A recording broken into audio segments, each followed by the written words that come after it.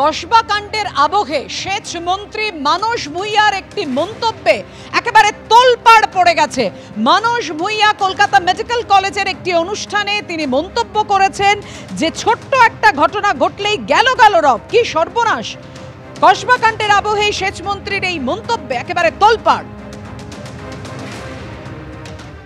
ছোট্ট একটা ঘটনা ঘটলেই গেল রে, কি সর্বনাশ।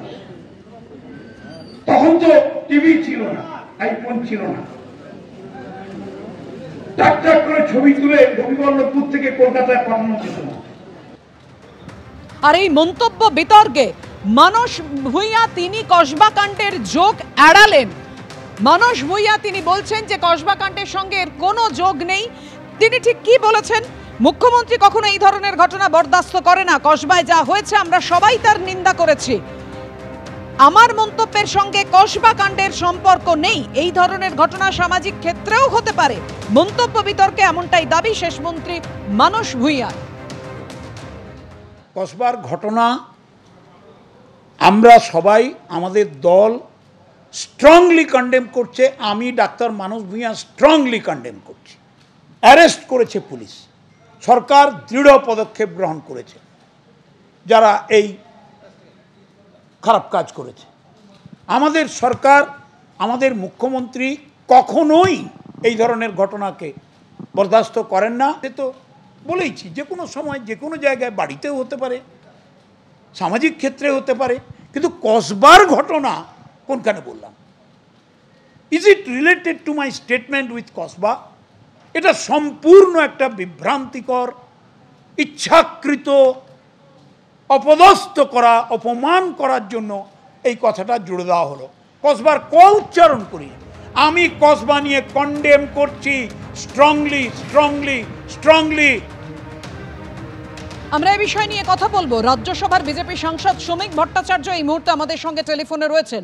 শ্রমিকদের কাছে আসবো, কিন্তু তার আগে আরো একবার আপনাদের সামনে রাখবো কলকাতা মেডিকেল কলেজের অনুষ্ঠানে ঠিক কি বলেছিলেন সেচ মন্ত্রী। ছোট্ট একটা ঘটনা ঘটলেই গেল রে, কি সর্বনাশ। তখন তো টিভি ছিল না, আইফোন ছিল না, টাক করে ছবি তুলে গোপীবল্লভপুর থেকে কলকাতায় পাঠানো যেত না। আমাদের সঙ্গে এই মুহূর্তে টেলিফোনে রয়েছেন রাজ্য বিজেপি মুখপাত্র শ্রমিক ভট্টাচার্য। শুনলেন শ্রমিকদা, কি বলবেন? দেখুন, পার্ক স্ট্রিটের ঘটনার ক্ষেত্রে মুখ্যমন্ত্রী মমতা বন্দ্যোপাধ্যায় বলেছিলেন এটা একটা ছোট্ট ঘটনা। তারই পদাঙ্ক অনুসরণ করে সেচ মন্ত্রী মানস ভুঁইয়া তিনি এই ঘটনাটিকে ছোট্ট ঘটনা বলেছেন।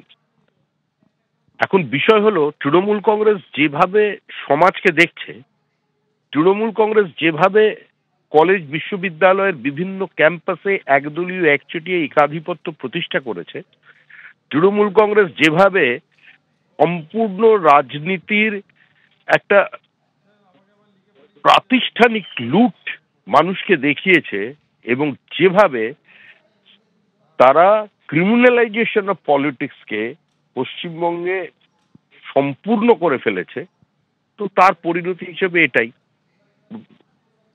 এখন যেভাবে তৃণমূল দেখছে, তাদের যা কর্মসূচি, তারা এ ধরনের সামাজিক ব্যাধির ক্ষেত্রে যেভাবে অ্যাড্রেস করছে, তাদের প্রশাসন, তাদের দল, তাদের বিভিন্ন নেতৃবৃন্দ, সেটাই মানস ভুঁইয়া বলেছেন।